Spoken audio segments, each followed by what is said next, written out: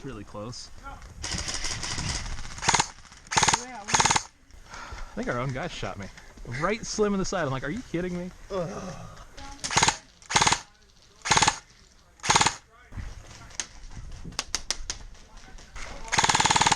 Hit! Can't tell if it's friendly fire half the time. I completely stand by my belief that Arcturus makes some of the best airsoft guns currently on the market. They are fantastic, and their advanced AK Mod 1 with feature-enhanced Mosfet is no exception. Arcturus's new advanced AK with the FE Mosfet is easily one of the best airsoft guns I've ever handled. It is solid, it's mostly steel, it has an interesting stock. I'm still getting used to it. It's a little unusual, but it's certainly feature-rich. And this gun is just loaded with all the features and options and shoots so stupid well. It's hard to pass up, if not impossible. Let's check out everything it comes with, and then we'll check out the rifle. The airsoft gun will come with a small card that shows you how to enter programming mode on the Mosfet and all the different programming options it has. A threaded back cap for your buffer tube. A testing card from the factory that shows they did chrono it and test it before shipping. A catalog showing all of Arcturus's other options out there. I love it when companies do this. It's like getting a Lego magazine when you're 10. A Dean's to Tamiya adapter. An Arcturus magnet. An Arcturus patch. Something like 5 Allen keys for everything you can possibly do to this airsoft gun. And lastly, an Arcturus magazine. This can switch between 130 and 30 rounds with a little switch inside of it, and feeds really well. The stock, at least this particular model to my knowledge, only comes with this specific airsoft gun. So if you want it, you gotta get this airsoft gun. The back and the cheek piece are both rubberized, which is great. The back has some ribbing to it, so it grips the shoulder rather nicely, doesn't slide or anything, has a lot of space to it. The cheek piece has an interesting pattern to it. It's like a bunch of V's printed into it. It's the same pattern that's on the pistol grip. I'm not sure it helps a whole lot with grip on the cheek piece, but it definitely does on the pistol grip. There are QD points on either side of the stock, and they are metal inserts, so if you want to attach your quick detach sling, you can easily do that. This particular airsoft gun has 2 battery compartments, and you can pick between them and actually store battery in both simultaneously if you want to. It's really interesting. The first is the buffer tube. Now, in theory, there's a tab on either side of the back cap here, and you should be able to press these and pull the back cap off. It's so stiff, I haven't been able to get it off, but thankfully there are 2 tabs on either side of the adjustment lever here. If you pull those down, the stock will slide right off. Inside of your buffer tube, there's a fair amount of room for a little LiPo to put in there and your T-type connector. The back is also threaded, so you can use that cap if you want to and not use this as a battery compartment, just cap it off. The stock itself is folding. If you press upward on the stock, right on the hinge there, you can easily fold it, and you've got a cable running from the back of the receiver through the stock. The entire stock assembly is actually connected to the receiver via Picatinny rail, so if you want to go get an aftermarket stock like an MCX stock or anything like that, you've got that option. The second battery compartment is under the dust cover, so I'm going to press the button there and off the entire dust cover comes. Inside of here is another set of T connectors. You can easily unhook those and install this, an Arcturus 11.1 volt 1200 milliamp hour battery, and you've got a ton of room inside of here for all your wiring and your battery. This particular battery itself does have a pretty short wire run, so it conserves battery space as well. The selector switch, safe, semi, and full auto, is really stiff, which is fantastic. It's also got the shelf here, so if you want to attempt to work your finger out and make it extremely sore by pulling this down, which is next to impossible to do because of how stiff the selector is, go for it. Underneath the fake bolt, you can see pulling it back here, is the rotary style hop up, so you can easily adjust or de-adjust your hop up. You probably won't need it, but on the left side is a rail mount here, so if you want to add an aftermarket rail, you can totally do that. What I found really comfortable and interesting was the pistol grip. So this is a new design from them. It's got a really interesting pattern. It's the same pattern as the cheek piece, and it's really fairly aggressive, despite the fact it doesn't look like it. It's very comfortable, grip the hand pretty well, and the entire trigger guard and part of the magwell are actually part of the pistol grip as well. So when disassembling this, you actually have to rotate this downward as you move the gearbox out of the receiver. It's an interesting process, not too complicated, but it's definitely a little bit different. Something Arcturus has been doing for a while and I really like, there's a little plastic shelf inside of your magazine well, so when you go to rotate a magazine in, you can just hit it against that as you need and rotate it in instead of trying to find the little shelf it sits on. It makes things much more convenient. The rail system up front is all aluminum, very solid, and mounted extremely well to the gun. Does an twist or rattle or jiggle or anything like that. It's very solid. It is M-LOK compatible, so you've got slots along the left, bottom, and right. You've also got QD inserts on either side for a sling if you want to use those up front. And what's really interesting is you've got threaded holes up here if you want to attach Picatinny rails as well. They really thought of everything. The rail on this is interesting for your optics. You've got a slightly raised one in the back and a slightly lowered one in the front for various options. The rear sight is a simple notch there. It is blacked out, which is great, and it's adjustable for windage with a small screw. The front sight is adjustable simply for elevation, but can also be flipped down. This is a really unique feature, so if you want to put a scope cam or run cam on the lower front rail, you can easily do that and have the front sight out of the way. Your airsoft gun will come with a plastic flash hider out of the box that is attached. However, it does come with a 3-prong aluminum flash hider that threads on really nicely. Has a great look to it.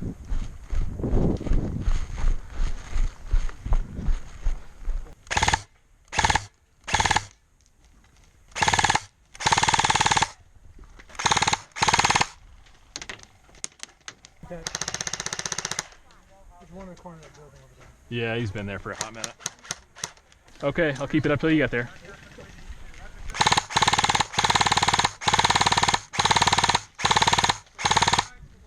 Ah, man.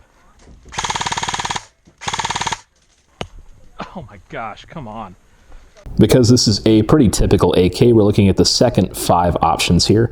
So we've got your normal safe semi-auto. We've also got fun things like safe semi 3-round burst, safe semi-binary, and strictly semi across all options there. Our second trigger selection option in blue is your trigger breakpoint, so how far into the trigger pull your airsoft gun will fire. Your trigger reset point in orange is how far you have to let off the trigger for it to reset. Purple is active braking, so we can set that between 2 and 9, so quite a bit of granularity there. Low battery is white, and it comes stock on. We're going to leave that on, of course. Pre-cocking is sort of a light red color, and it has options between settings 2 and 9. Finally, orange is a master reset, so if you want to reset back to the stock settings of safe semi-auto and everything else, you can easily do that. Entering programming mode is pretty straightforward. I would start in semi and move it from semi to auto to semi back to auto, and you'll enter programming mode. To differentiate between the different settings, you can see there's an LED light on the inside of the gearbox that lights up there. Each setting will have its own color for which setting you're on, so you can easily tell what option you're changing. So this first setting is the selection mode. Currently the Mosfet is set to safe semi on full auto, so let's set it to something a little bit different like safe semi 3-round burst. And we got 3 beeps there, so it's set to safe semi burst. The next option is trigger break position, which is a blue flash. It's currently set to 3, so it's in the middle of the trigger. I'm going to set that to 1, so it's the shortest possible trigger pull. The trigger should break very quickly, almost immediately after pulling it, so a very short trigger pull for break. Currently we're at 5 beeps, so it is being released at 10%, so I'm going to leave it there for now. Active braking is set to 5 out of the box, so 5 beeps. I'm going to leave it there because that's a nice middle ground. You can definitely increase it if you want the snappiest, most instant braking possible, but that does put a little bit more wear and tear on your motor, so I'm going to leave it at 5. Low battery detection is currently turned on, so I'm going to leave that on. Pre-cocking I'm also going to leave disabled. That's something you can mess with a little bit yourself if you want to, but essentially you're cocking your piston back a little bit after every shot, so it's a quicker follow-up shot. You've got a number of settings for that as well.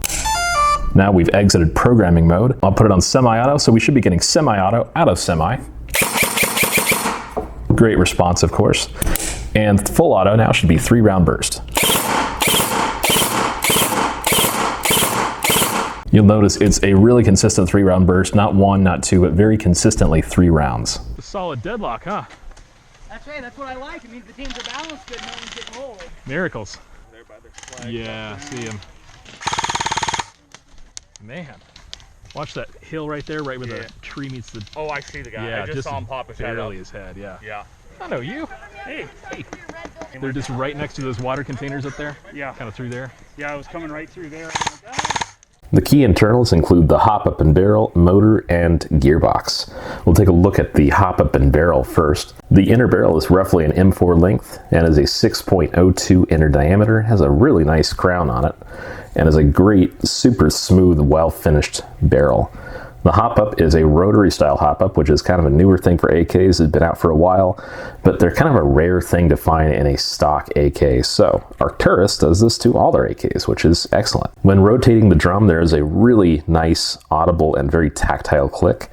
The drum also has numbers all around it, so you can tell exactly where your hop is. A nice heavy spring pushes the hop-up chamber against the gearbox, and it is also screwed directly to the gearbox, so it cannot come free of it, and maintains a nice perfect distance from your nozzle. The hop-up bucking uses an H design. You can kind of see it as I press the mound down there, and gets a really good contact with the BB.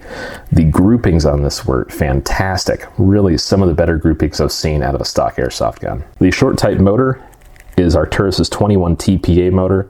Has a fair amount of torque to it, so if you wanted, you could definitely put a much heavier spring in this gun without having to touch the motor at all.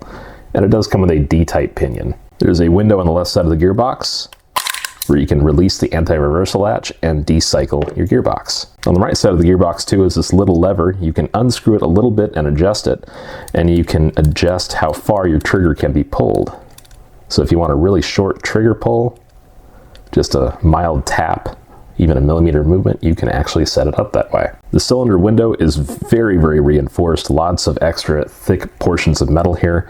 You do have a little bit of radiusing on the front and back. I find it's not quite as necessary on version 3 gearboxes, but nonetheless, it is done a little bit on the front and back. You can also see that the gearbox uses 8mm bushings and bearings. Bushings on the sector and spur, and bearings on the bevel. It uses a linear type spring. You can see it's got kind of a red paint here on the bottom. I've found that's kind of more of a field-esque spring. The spring guide is all steel and uses bearings, so this is as good as it gets. First, we'll look at the compression system here. It uses a CNC palm nozzle. These are really slick. It's got an O-ring in there too. The tappet plate is reasonably flexible, but has enough rigidity to it, kind of that sweet middle ground. The piston is a full steel tooth rack, speed cuts on the sides, second last tooth removes as it should be, ported piston head with bearings behind it as well. Cylinder head is pretty typical. Polycarb, single O-ring, and a rubber damper. The cylinder is kind of an M4 port. It's a little bit less. It's kind of your shorter M4 barrel port roughly, and it is chrome plated. The cylinder head also sits really nice and snug in the cylinder, so it gets a great fit. The air seal is really good. Not quite perfect. It's just a smidge off from that. Probably just needs a little bit of extra lubricant because there isn't really a ton. The piston's pretty dry. The O-ring has a little bit on it, but not a ton. But nonetheless, the air seal is really, really good. This being one of Arcturus's newest guns, does have their brand new optical Mosfet. The gears are pretty typical. They are steel. They do have a sector layer here, which is great. What I really like about these is the anti-reversal latch. Instead of being the standard, just pop out, really painful to put back in anti-reversal latch, this sits on a pin that sits in the gearbox here with a polycarb spacer, the spring, and the metal latch. So these won't pop out, and they're really, really convenient to reassemble. Now let's go ahead and check the shimming. So gear height, I think the sector could use a little refinement, like maybe a hair of a shim, not much though at all. It's pretty decent. I'm gonna call the spur gear pretty much as good as it gets. The bevel gear I could also say could use a smidge of refinement, but it's hard to say without the motor actually being in here, so let me pop that in. Yeah, it could probably use maybe just a hair of a shim of refinement. It's really close, and for an out-of-the-box shim job, I'm not complaining at all. This is actually really good. The gear height between the spur and the bevel is right where it should be. I'm looking through the gearbox at the sector to spur. I think it's pretty good. It's right about where it should be as well. Arcturus has consistently done really good shim jobs on their guns, so this, although it's not utterly perfect, I'm not expecting perfection out of the box. I'm still going to give this an A. It's a really great shim job. Something I do want to point out, it's a really small detail and probably rare that anyone's going to need it, but it's something that Arcturus does, and I really, really appreciate to like the nth degree beyond measure. The screw hole here for what would essentially be the selector lever for the AK is a part you can punch out. It's actually separate from the gearbox. So if for any reason, and I've had this happen actually several times in the last like year or two, your threads or your screw fail and you have to replace this, you don't have to swap your entire gearbox. You can just punch this part out and punch a new one in, and you're good to go. So it's a really, really small but super convenient feature. If there's one feature on any airsoft gun that needs to be on every AK, it's this. Having these 2 ports here makes it extremely easy to get access to these 2 grub screws.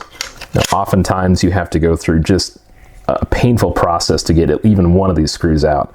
Fitting an Allen key through this little port here, it takes forever to unscrew those. So having these ports here is one of the best features I have ever seen for disassembly on an airsoft gun. Oh, come on, these guys are going to the car.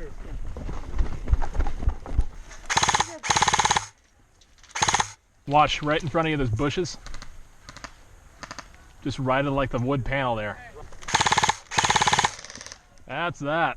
The Arcturus Advanced Tactical AK Mod 1 FE, or ATAK, is a phenomenal rifle. I can't say enough good things about it because it performs and outperforms every expectation that I've had for it. It's comfortable, it's not overly heavy, it has all the features you could possibly want in a high-end AK, and it performs extremely well. I tested this out at Nighthawk Airsoft with 0.32 gram BBs and an 11.1 volt stick battery from Arcturus, and it performed better than I could have possibly expected. The internals of the gun are everything they should be. You have a fantastic Mosfet with all the features you could possibly think of. You've got a great barrel and bucking. The groupings and accuracy were extremely good. Even at the maximum range this offers, I could pretty much put every BB on a man-sized target with ease. The Gearbox has all the parts you could possibly want for it, unless you want to do some crazy, extreme, ridiculous build, which I'm not a fan of. I want something reasonable, and this quite fits that bill. Now, to be completely honest, there's nothing really negative I can say about the airsoft gun. I'm gonna give this gun a solid 10 out of 10. It is really remarkable. They've done such an excellent job on it, and I can't give it enough praise. Thanks for watching, guys, and a big thank you to Arcturus for sending this out. This is such a pleasure and a joy to use, and you guys always make some fantastic airsoft guns. Thanks, and I'll see you guys in the next review.